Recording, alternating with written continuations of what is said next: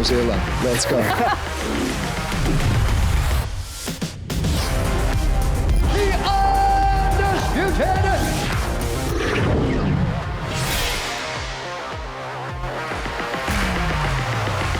Coming up, UFC lightweight Dan Hooker is back and making his intentions clear. I obviously want to fight Arman Sadurin.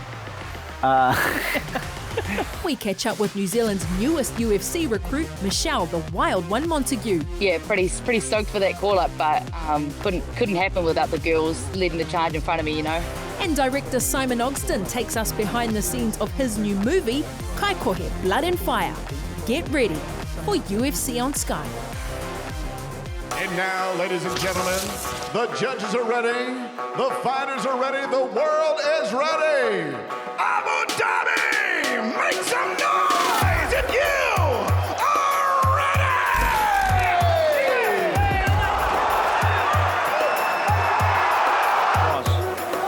And it's been waiting. Hey guys. It's over. It's your big left hand.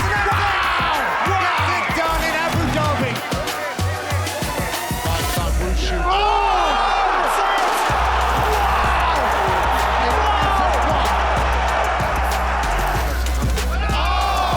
Massive right hand.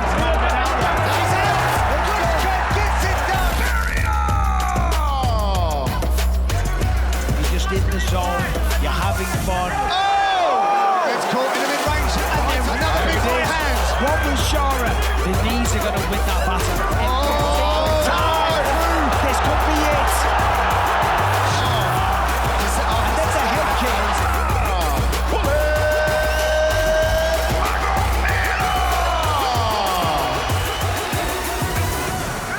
He's showing, yeah, he does belong. It's a competitive round. Oh, what a massive right hand by Piotr Jan. He's turning it up here. Yeah, he's going for it. Oh, there's that cheeky trick that he does so well. He's been to the top of the mountain and he's climbed back time and time again. And he still has a plan for the belt. There it is. Got that single leg. That's a good knee.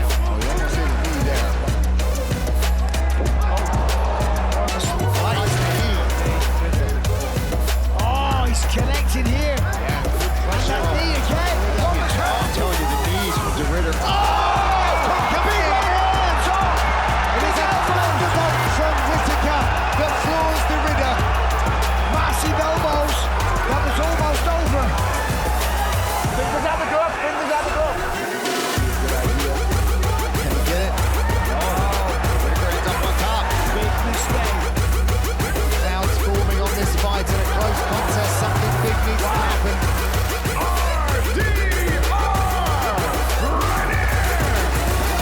Disappointed, but I'm not disheartened. Going to just rest, recover a little bit, and then hopefully get back on an Australian card. It's been a while, and I'm longing for it. You know, it's been a while since I fought in Australia, and I'd love to fight here again. Kia ora e te iwi, no mai hara mai ki UFC on Sky, ko Ravinda huni a tōku ingoa. Look who we have here, whānau. Dan Hooker is back on the couch. I'm back, baby!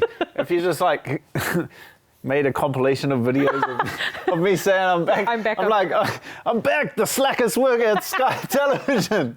They were even training up maybe 1 out of 4 times he's going to show up to work. I was even last time, wasn't he, there, Janae Harding hanging around, and she's like, oh, they're training me up to be a stand-in. I was like, you couldn't be Dan Hooker if they dyed your hair blonde. Ain't no chance, but I am back. I'll probably take the next 3 weeks off, but Look, let's wring this out as much as we can. Co-host-ish. Co-host featuring special appearance. Special appearance co-host. I like the ring of that. I could go with that one. Yeah. Well, all right. Big reason why you haven't been here on the couch. You've been a busy man. You've been quite busy. You've been busy with what you've been doing outside. Training again. Looks like you're back, well and truly in the gym again. Yeah, back in a big way. Took a couple of weeks off, getting fit and healthy, and then now I'm back in a big way. Trained 6 times already this week, So the world watch out. I'm targeting the UFC. They're going back to New York in November. I'd like to fight on that card. I think it's like 15 weeks away. So it's like now it's time. Like the whole lightweight division's up in the air. From what I hear, it's all kind of going to get figured out in the next couple of weeks. I obviously want to fight Montague. That's who I want to fight. I want to fight the best guy, and I guarantee, like the champion's already said, he's not going to fight him. I'm the world champion. I'm never gonna give him a chance. Him and Oliveira have already fought. You know, they want to do Max again for the BMF. He's not going to fight him. Gaethje's sitting out waiting for a title shot. So between me and the champion, there's no one that's going to put their hand up and fight Arman Tsarukyan. That's the number one contender at the end of the day, with Islam Makhachev going up to welterweight. And so here I am. My hand is nice and high, and I really want that fight. I like that fight. I hate the guy. He hates me. That always makes for a quality build-up to a fist fight, as if the two blokes don't see eye to eye. Yeah. So yeah. Oh man, I'm excited to be back in the gym. I'll hit the ground running. Yeah. Well, let's talk about this Arman Tsarukyan, you know, somewhat of a beef, because yeah, as you say, this isn't new. You've mentioned Arman's name a few times. Arman's spoken about you multiple times on podcasts and things like that, and you say, you know, when you have bad blood like they're like, how did it start? And I was like, I just don't like the guy. I just don't like the way he brushes his teeth at the end of the day. I don't, you know, like valid. Everyone fights so hard for a reason to not like someone. I just don't like the way his face looks. Like, is that why you gotta dig and why you gotta make up a reason? You know, I don't like his monobrow. Yeah. I don't like the guy. Yeah. He doesn't like me either. He's always spitting names at me. But, you know, it's that always makes it exciting when there's a bit of animosity between the two fighters. I think that fight makes a lot of sense and is, I think the whole lightweight division is going to get sorted out. I think they're either going to do Gaethje or Paddy for the title, and that kind of, the UFC always likes to have a couple coals on the fire. They never like to have one clear contender. They like to have, you know, 2 or 3 guys which they can go back and forth and negotiate with. You know, there's a lot of build-up. The funny thing is they might actually do Paddy, which is like an absolute piss take, where he fights Chandler and then gets the title shot. Is like an absolute piss take. But who cares at the end of the day? Like, he's not going to hold the belt for very long. Like, and also, if you're in Ilya's shoes, like, logically he should be fighting Arman, but he's not going to, because Arman's a really tough fighter. And if I'm sitting there with the title and I'm getting pay-per-view points and I have to fight Arman Tsarukyan, Justin Gaethje, or Paddy Pimblett, well, I would take the hardest guy. But if you're smart, all right. You take Paddy Pimblett. You're going to get the most money because there's a lot of animosity. You're going to get the most money and the worst fighter. So it's like a win-win situation for Ilia Topuria. So that kind of looks like it's what's next for them. I know Gaethje's already been offered Paddy, or that's what got my ear to the streets. That's what the streets are saying. Yes.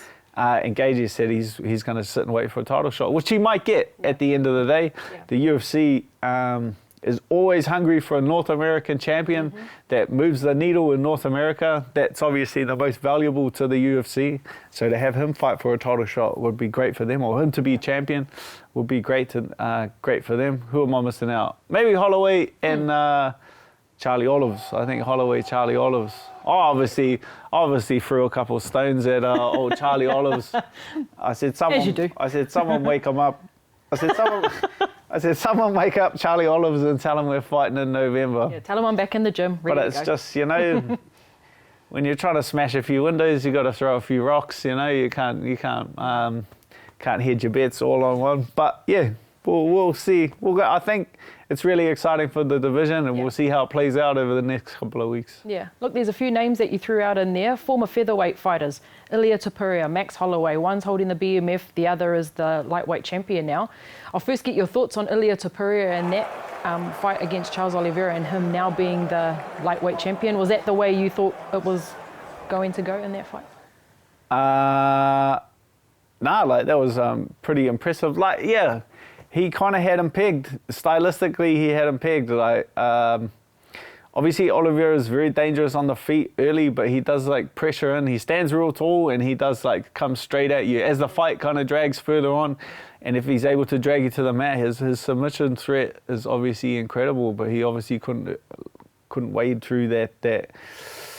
Yeah, he obviously couldn't walk. He couldn't walk down a guy like Topuria. He's low to the ground, low center of gravity. He doesn't cut a lot of weight. He's very careful about when he fights. He doesn't overexert himself. He's not one of these guys like Israel Adesanya where he's fighting 5 title fights in a short space of time. Like he takes long. He goes on a few drinks breaks between his competition, which obviously saves his body and is better for his longevity. So, yeah, that's just, look, it's just the nature of the sport at the highest level. Like the fight happens once, so people just think, like the common man just thinks, oh, that would have, if they fight 100 times, that would happen 100 times. Yeah. But like experienced fighters or experienced fight fans know that that's just not the case. They know that if Ilia Topuria and Charles Oliveira fight 100 times, like 100 different things that happen. Yeah. That's just the way it's on. Ilia Topuria's on one heck of a streak at the moment. And then you get asked as well, like, ooh, what style beats him? Like, how do you break a fighter down like that? The enemy of any fighter is father time. You give it enough time, you roll the dice enough times, you come up snake eyes. That's just the nature of the beast that we're working with. It's like we've only had one fighter get in and get out after a good streak, and that's Khabib. And you think he retired because he was like, there's no one to challenge me, I'm going to retire. No. Like he's just a very smart fighter. He was undefeated, and he knew that if he kept taking those chances, if he kept rolling those dice, that he was gonna like, you can get clipped in so many different ways in our sport. So he was a smart fighter, and that's one fighter in MMA history that's got in and got out with that perfect record, which is credit to him. Yeah, true story. When we think about the BMF title, a lot of fans are still always saying Dan Hooker should be fighting for the BMF title. We've had this discussion before, and you're like, the BMF title is the fans' title. Max Holloway, obviously, the first ever to defend it. Is this still something on the cards for you? Yeah, I definitely feel like the BMF title makes a lot of sense, but I also understand like relevancy, the importance of relevancy when fighting. If you don't fight, within like, unless you got a belt, and you don't fight within like a 3-4 month period, fans forgot. Like you have to, and my last fight is like 7-8 months ago. Like it's too long. I'm gonna need another fight to get back in there and stay relevant. A win over Charles Oliveira or Arman Tsarukyan, you have a logical argument for either one of those titles. I wouldn't be surprised if they did Charles Oliveira and Max Holloway for the BMF title. You can obviously get starch cold and still fight for a BMF title. So it's like get out of jail free. I like that. And I'm here for it. I'm not even here for it because like just because you get flatlined doesn't mean you're a rubbish fighter. It's just like Holloway got slapped.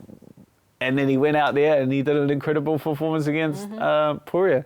Gagey got slipped. He came back and it doesn't mean you're a rubbish fighter. It's just competing with the highest guys, the best guys at the highest level. Chances are that one of these days you're going to get clipped. Yeah. Absolutely exciting fight. Not the end of the world. No, not at all. Not the end of the world. Not at all. It's not cricket. Get a real job. You can get a real job whenever you want. Yeah. I'm looking for team members to help me out on the show. Okay. Look, talking about team members, your team member, Carlos Ulberg, his fight against Dominic Reyes for Perth has just been announced. Yeah, like we obviously, he's got a legitimate chance, but they're doing the rematch, Ankalaev versus Pajeda for the light heavyweight title. And then, so this puts him he's again in that position where he's one fight away from a title shot. Dominic Reyes coming off a big win over Krylov. Got a big stoppage win back. He's back in a big way. Also on that Ankalaev card for the title is Khalil Roundtree and Yuri I got to work on my Yuri pronunciation. Prohaska, before yes, the show. correct. I should do some Nailed kind. I should do some kind of study before I come down and sit in this chair. I should. As you can tell, Whānau, we don't do scripts here. We don't do scripts. There's no scripts. No scripts. There's no scripts. Imagine if there was, I'd show up one every 8. I know. Anyway, I'll read your parts, and yeah. pretty much like where Carlos is or where he will be is, as I said, the UFC like to have a couple coals on the fire. So it's gonna be whoever has the most impressive win between that Roundtree Yuri fight and Reyes and Ulberg. Whoever has the most impressive performance, if one of them's a stinker and then the other one gets a knockout. Obviously, I don't feel like Dominic Reyes is included just yet into that. It's more of like a Carlos Ulberg eliminator. Yeah. And then I'd say same for the other fight. It'll going to depend on who wins. I feel like if Pereira wins and Roundtree wins, then no one really wants to see that again. That was a bit of a bloodbath. That was a bit painful to watch that game. I lost a few brain cells watching that fight. But yeah, so I think it's kind of down between Yuri and Carlos Ulberg. Whoever can put on the best show is going to get the title shot. Yeah. And I don't mean to, jump right ahead, but Carlos has always spoken about wanting to fight Alex Pereira. He was saying that when he was still ranked, was he even in the top 15? I don't think so, but he's always spoken about having that fight with Alex eventually. Yeah, he's been talking about that for years. He's like Israelis off sitting on mountains and manifesting a bunch of stuff and thinking of him writing in his diary and whatever they do. I don't know what these blokes do. You do you, Carlos. I don't know what these blokes do in their spare time, but it works. Yeah. So I can't even have a go at any of them. It works. Maybe I'll start writing my diary. Don't break your hand. Don't break your hand. Yeah. Oh no, that's you could write pronunciations. That's in the that tension. diary. That's the tension. I'm thinking of the tension. That's not manifesting. I'm back in detention. Now, Dan, speaking of local fighters that will be featuring on UFC Perth on the 28th of September is our first ever female UFC fighter, Michelle, the Wild One Montague. Ka pai.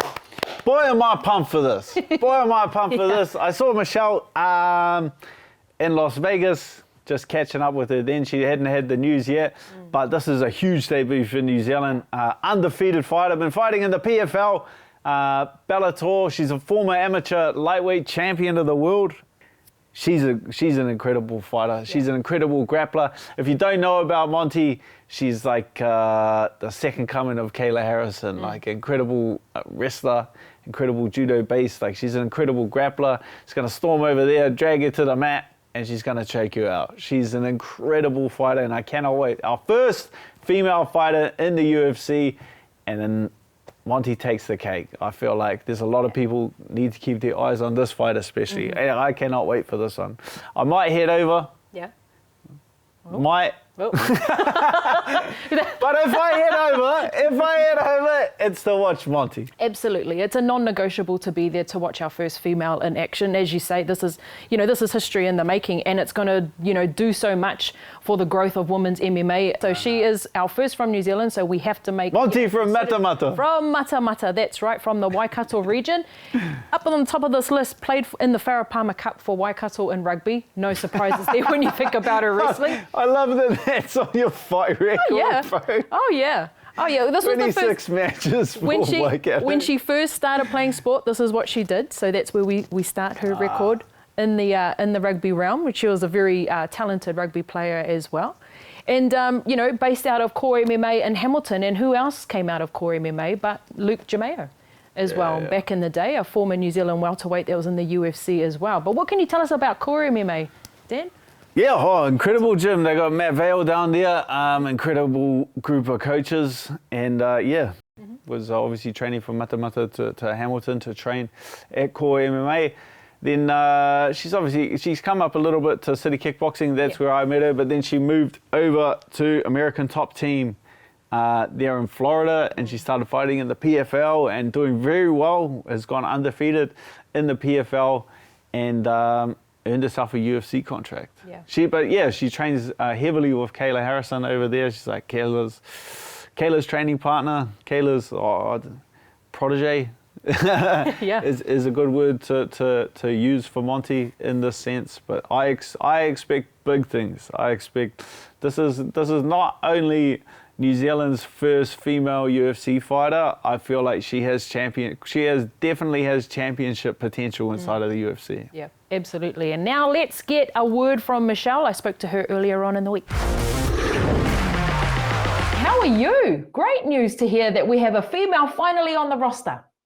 I know, it's I'm good, I'm great. It's the kind of news that I've been patiently waiting for, but obviously like the timing's always like out of your hands, and it's always meant to be when it's meant to be. So yeah, pretty stoked for that call up, but couldn't happen without the girls leading the charge in front of me, you know.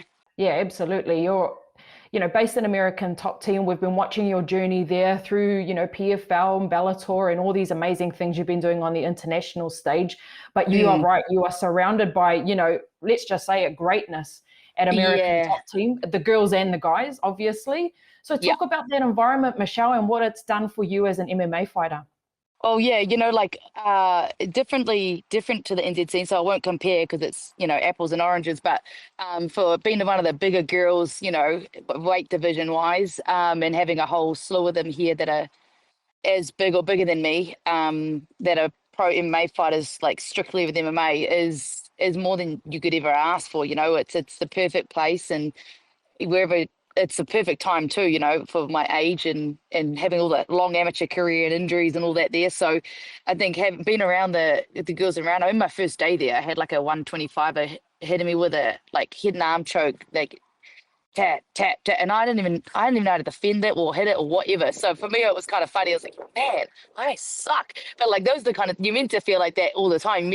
They should always be around people that are, better than you. If you're the best one in the room, then you're probably in the wrong room. You know what I mean? Like, so yeah, having those people to challenge you and push you in whether it's grappling or full MMA or even just mentally, I'm constantly surrounded by that, whether in NZ or here. But this is where I ended up being, and I'm very grateful for the teammates I have here supporting me, as well as the ones back home that I get to see like once a year. Yeah, let's talk a bit about that nomadic lifestyle that you kind of had before settling in at ATT, because you're here, you were based in, obviously born in Matamata, started, training there, went out to Core MMA in Hamilton.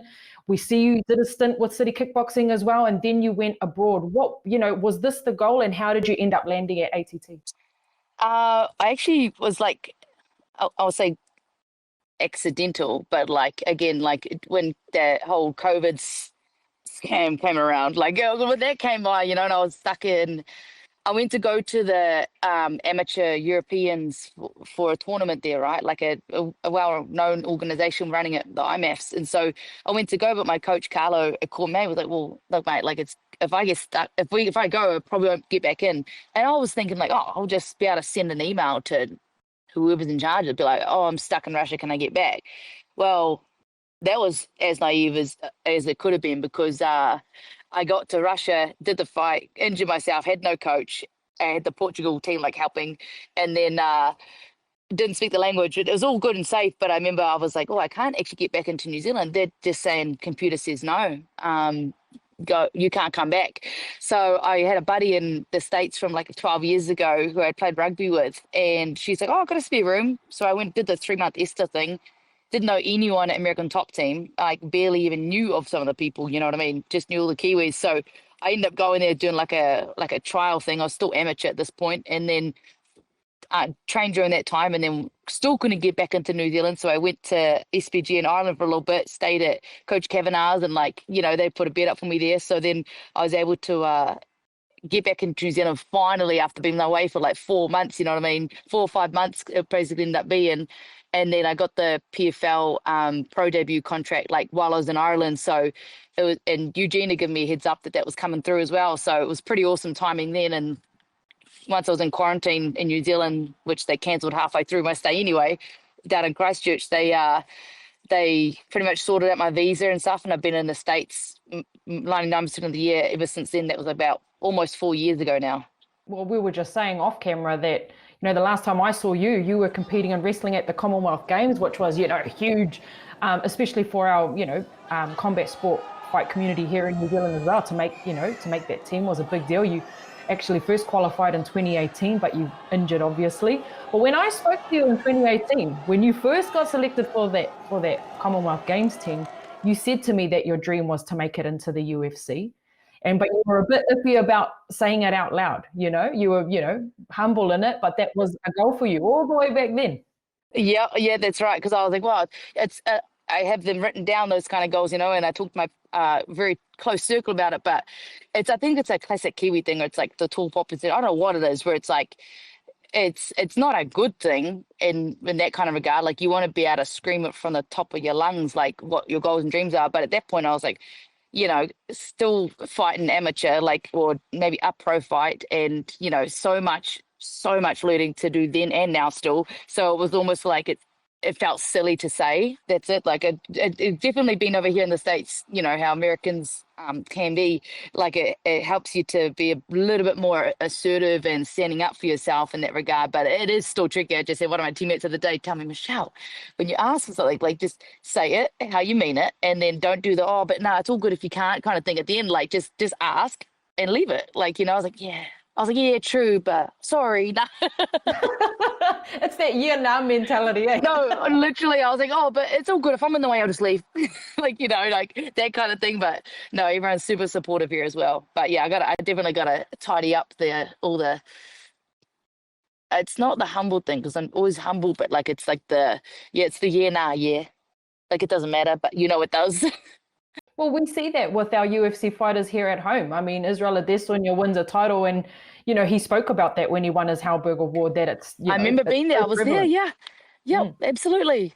Yeah, so it's always been that way. But I mean, I've been lucky enough to attend some of these UFC events, and when I see those fighters and the way that they talk about it with such conviction, Yes, absolutely. And I think that part of that too comes from, if you've come from a bit of a quiet background, or you're a stranger in a new place or whatever, or you're doing everything just for selfish reasons, it feels weird to say it out loud. So I feel like then if you just like hand over the control, but like, okay, God, you tell me where to go, what to do, and I'll just do it for you. Like, instead of being like, it's all for me and this and that, I'm like, well, that just leads you down a very lonely path. So yeah, it's definitely, you open your eyes up a bit more. Yeah, fair enough. And look, when you backtrack and you think about the humble beginnings in the Waikato and Matamata, and you were, an aspiring rugby player, playing for Waikato in the Wharapama Cup. Wharapama Cup's about to kick off again, actually. And then when your news came through, I was like, And the Women's Rugby World Cup as well, eh? Absolutely, yes, it is. Yep. Yeah, so, our women are doing great. Our female athletes, in New Zealand are doing great right now. How did home react to this news, Michelle? How did home know, or did you give them a heads up? And I'm talking about your whānau, I'm talking about Corey and all those that you love here at home.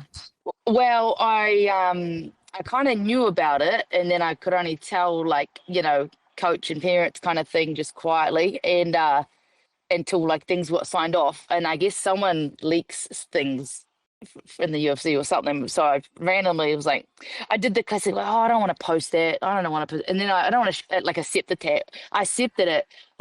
I finally was like, let my guard down, fine, I'll put that thing out there that someone posted up. And then immediately my manager's like, hey, don't put that out yet till we've signed everything. I was like, dang it. So I was like, oh shit, delete.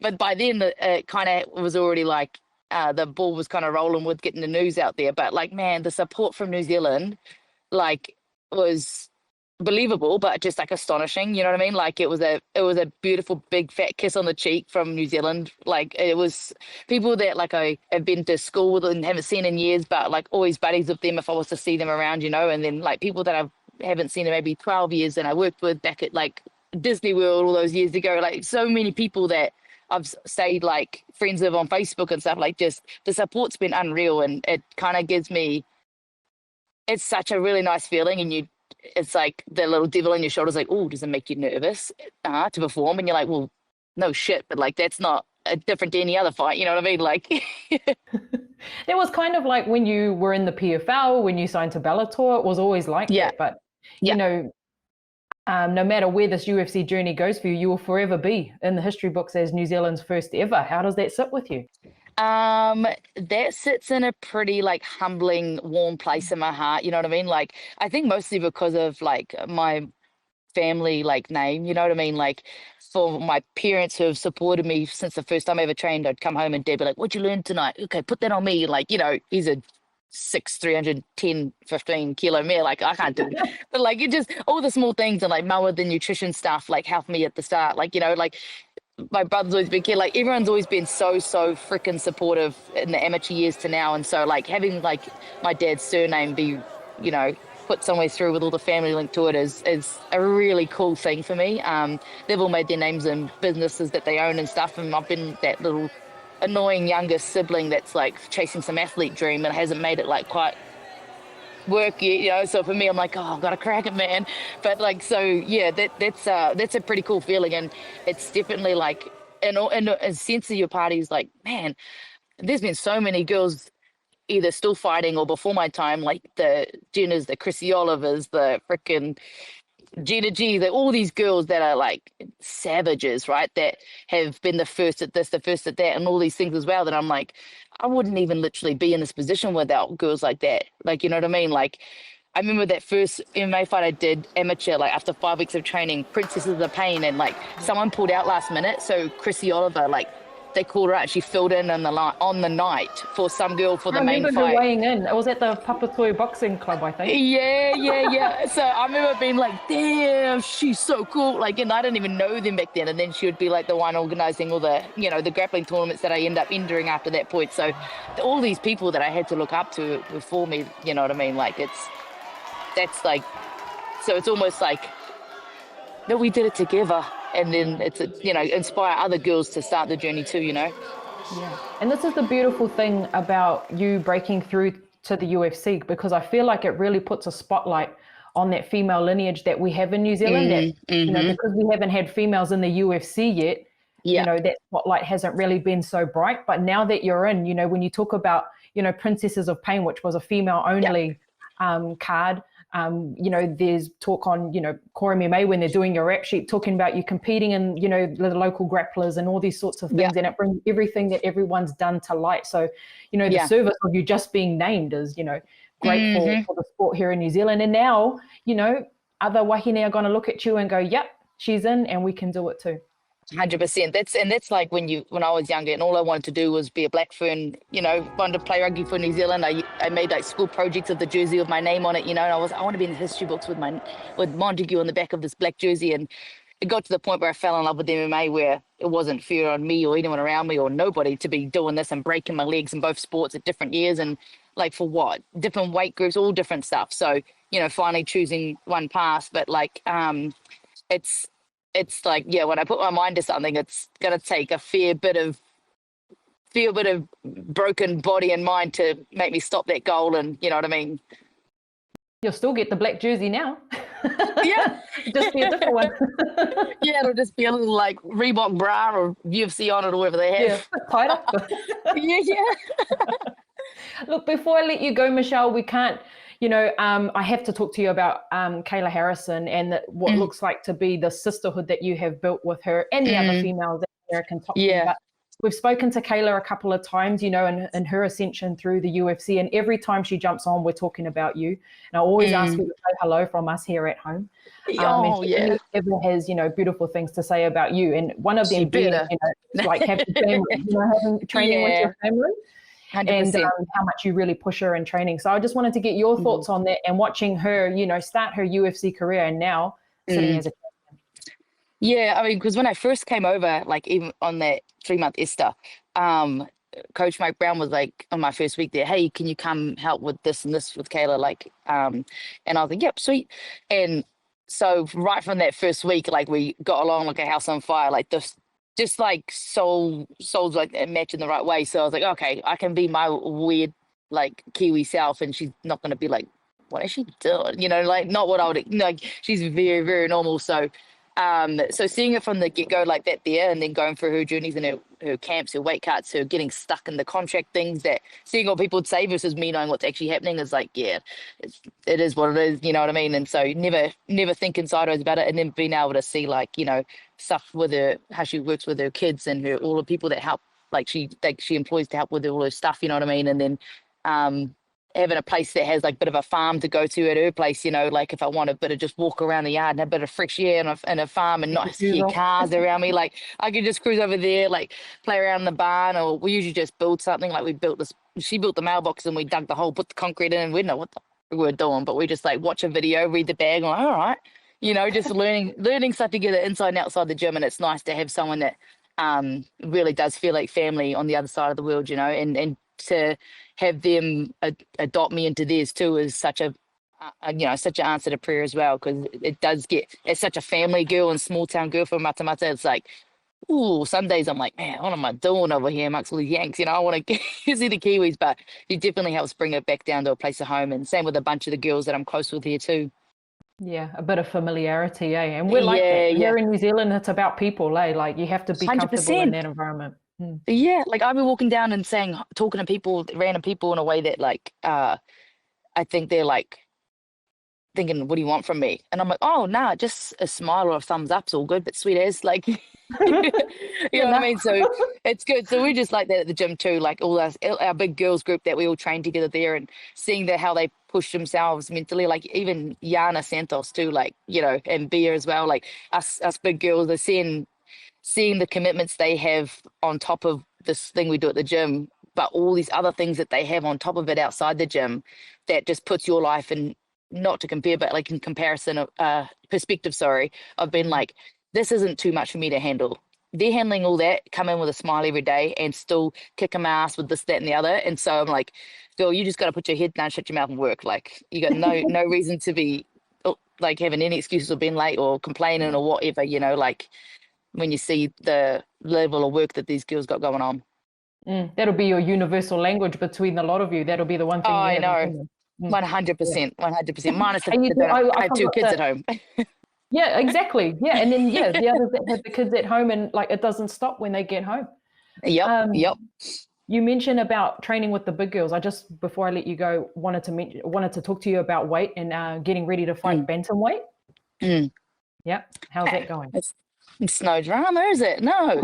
Just slap a tic-tac in, call it breakfast. No, I'm kidding. Like I've got Geordie, the fight dietitian, working me for this one, and it's nice to be back with him now that I've got something to cut weight for. But mate, like even when I was doing 155, people are like, oh, she used to fight at lightweight. I'm like, no, I had a contract. The fight was at lightweight and I walked around under lightweight. So that was just what I fought at. And then the next thing, they dropped that, they had 45. So I walk around at 150. So I guess I'll try not to lose any weight all camp. And then the last week, just do a little bit of like a water, sodium, fiber manipulation and be all good. So now we're at 35. I'm like, this is actually me being leaning out a little bit through camp instead of trying to hold my weight on. So, you know, and so I walk around at 70 kegs max, probably if my opponent's listening, probably like 80. Well, not to mention Kayla Harrison is like the queen of weight dropping too. So you can, right. And I was there for that cut too, and like handle like a boss, and like she doesn't walk around too much heavier than me, but she's got a fair bit more muscle and much denser bones I've seen on the numbers too. So that's no drama either, you know what I mean? And I trust Geordie with my life, literally with the weight stuff as well. So no, we're all good getting crack on with that too as well, and be no drama. Yeah. Well, look, Michelle, so immensely proud to see this announcement, to have a cordial with you today. It's been way too long and can't wait to see you in action before Perth. Hopefully I talk to you before then. Absolutely. And you before fight day, but amazing. Good for you. Thank you. And it was beautiful to hear the accent, hear your voice. Whānau, the fight sport movie Kaikohe Blood and Fire will be released this weekend and features New Zealand MMA heavyweight Dicamid Armstrong, and we got to catch up with director Simon Ogston for a behind-the-scenes look before the release. It's our family and loved ones, those that are watching us, and we might represent our team the way that we know we should. I love a war. That's one of my dreams, to be covered in blood, no matter who it belongs to. I want it. I want that type of fight. Make some noise! I hope my fighters are nervous, because that's enjoying the feeling of what it actually means to rumble. Stay close to me, yeah? Love you, Tonty. Love you, Tonty. The crowd yelling in your ears, shouting at you, cheering for you, booing you.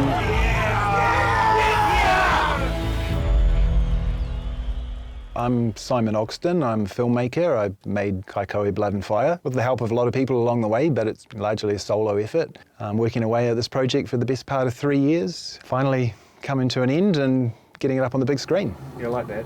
This is just my I first went along to film with Team Alpha because I had a friend who was just training with them, and I was a bit of a loose end, and I thought, oh well, I'll go along and film my friend and see what happens. And I was immediately taken with the team leader, first and foremost, Kaikohe Armstrong, very articulate, charismatic individual, good communicator, a lot of mana. And I just thought, hey, there's some great characters here, there's a great story here. My name is known in the kickboxing world. In the boxing world in New Zealand, nobody knows who I am. Who's this Kaikohe Armstrong coming out of nowhere, thinking as a debut fighter, he can take on one of the best in New Zealand? So I went through this process of filming footage for what I hoped would be a TV series.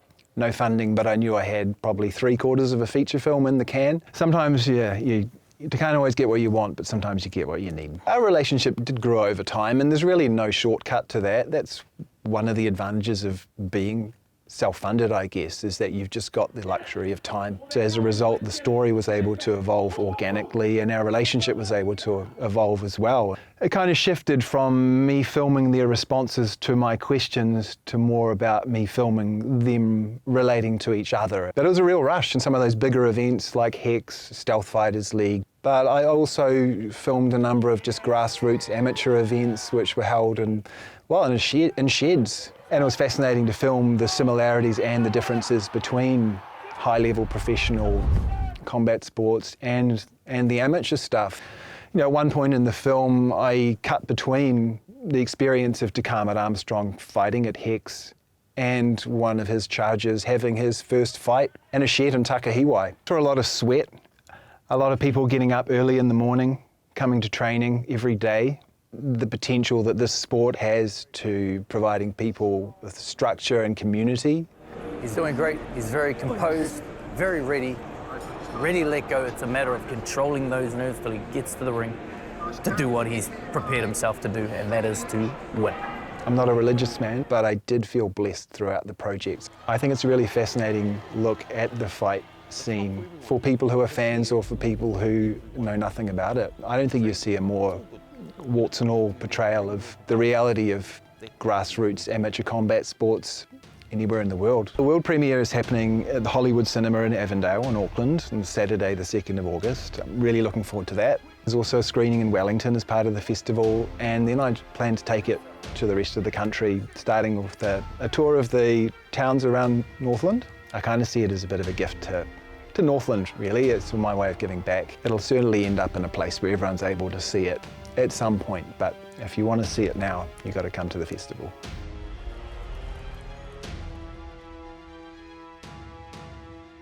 Well, whānau, this weekend, do not miss that if you haven't got your tickets yet. New Zealand Film Festival featuring our own New Zealand MMA talent, Dan. Pretty exciting stuff. It came out of the blue too, this movie. We never quite knew it was happening. Yeah, oh man, I'm incredibly excited to watch this thing. Mate, Armstrong's been a part of the kickboxing community in recent years, but he's been fighting MMA for the longest time. His story originates in Japan. He was fighting professional MMA. I know that because I fought a guy, Hatsu Haoki, way back in the day in 2015 or something, and he was a gym called from Alive MMA. And then when I was looking at the gym, there was a Kiwi guy training out of there. What and it was, the heck? Yeah, Darkman was training over there in Japan, and then he came over to New Zealand. So I knew of him when he came back to New Zealand, and he was competing and fighting MMA. He's obviously now been competing in striking and kickboxing, but yeah, I cannot wait. He's an incredible fighter, but also like a very interesting dude. I know he's an undertaker. Yeah. Him and his family are undertakers, and so I'm genuinely interested to see how this movie is. You got me tuned. I'll be tuning in for sure. Well, and on this note of Armstrong, he'll be featuring at SFL 3, which is going down in Christchurch, August the 30th, and defending the heavyweight bout that he won at SFL 2 against Ant Nansen. That was an absolute banger of a fight. So SFL in Christchurch, of course, you've got a guy on there as well that's been featuring on these SFL cards as well. Fergus Jenkins, yeah, next big thing. I expect to see him in the UFC, and after a couple more wins, and he's a homegrown. Yeah, we'll be expecting a UFC fighter coming, an active UFC fighter coming out of Christchurch very soon in the next couple of fights. So if you want to support him and tell all your mates that I used to support him before he was in the UFC, then you're going to have to get along to the next SFL. It's going to be an incredible card. Yep, absolutely. The future, and also on that card, exciting as well. Nikora Lee Kingi and Viet Ando get to wind back the clock and finally get this clash out there. And that's all right. Hand was in your shot. You know, the fans will be very interested in that. There's just a little scar tissue back here hanging behind me. Not much to look at, you know, but he does the trick. Yeah. Before we leave again, just a quick reminder, UFC Perth, we've been talking about it on the show today. Carlos Ulberg, Michelle Montague, Navajo Sterling are all lined up to be on this card. More announcements to come, so stay locked for all of that news. Head on over to ufc.com/Perth if you would like to get some packages through our friends at Sportsnet Holidays as well. Whānau, before we finish up this episode tonight, we want to acknowledge the passing of Tojo Dixon, who is a prominent figure in New Zealand combat sport. And I thought, Dan, with you on the couch here today, you might be able to, you know, sort of tell us what kind of person he was within the community and the legacy that he'll be leaving behind. Oh, well, now you're going to make me cry before the show ends. It was quite a fun show, but now I know, sorry. Well, now I'm upset. Yeah, it's obviously tough seeing Tojo pass away, but it's, from what I heard, he passed away quite peacefully. He's, one of from the Balmoral Liga lineage, which obviously spawned Israel Adesanya and City Kickboxing and all of our coaches. So he had a heavy role, and he was one of the kind of founding members of that team. I knew him through VDK, Jamie, who also passed away. So I know they'll be doing pads together one of these days. So that's exciting. But he's a huge pillar of the community. He's been at all of our UFC fights. Obviously, a lot of knowledge. Jamie, who passed away, he introduced me to Tojo, and he introduced him he described it as Yoda. He was like, Tojo Dixon is the Yoda of New Zealand of New Zealand combat sports. Like just that old wise person that always knows right, like he could see right through you. Just a great eye for detail. So a huge loss for our community, and very sad day. Yeah, absolutely. There's been some beautiful messages on social media by, the gyms, his past students and everything like that. So we are sending all our love to Tojo's whānau and family and the wider fighting sport community. Thank you so much for enlightening us on yet another episode. Might catch you next week. Maybe. I'll wait for you to put in your leave submission. Don't hold your breath. I won't. I will not. But thank you, whānau, for joining us. Hei kōna mai.